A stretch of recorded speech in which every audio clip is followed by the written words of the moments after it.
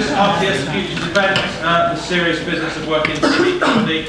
We are joined. TV is basically a people industry. Whenever I've done entertainment stuff, it doesn't really feel like work. You're just sort of dicking about.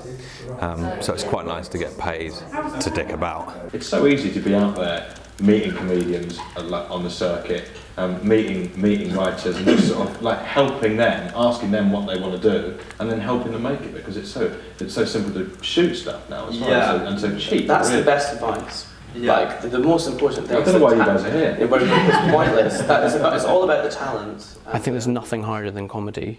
I mean that across the board. So for actors, directors, producers, writers, I think comedy is the most difficult genre to get right. Comedy, more than anything, is very much about collaboration. And trying to figure out what's funny requires a consensus of people. Comedy is a great place to work because A, your job is trying to make other people laugh, whether that's your team or the audience that you're making something for. But also with comedy, the options are kind of endless. You can kind of make anything, whether you're spoofing something that people know really well or creating something original. Take your work seriously, but don't take yourself too seriously. If you're in the office, you should be having fun. If we're not laughing at the end of the day, something isn't right. I think one of the biggest challenges in comedy is being able to drive your own ideas forward. I think there's so many big personalities. Comedy itself is so subjective, so people are quite, often reluctant to say, I think this is funny.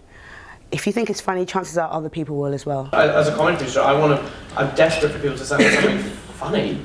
I'm constantly reading stuff that's absolutely terrible all the time. So anytime that someone says you through something that makes you laugh, it's really exciting. Show of hands, who's talented?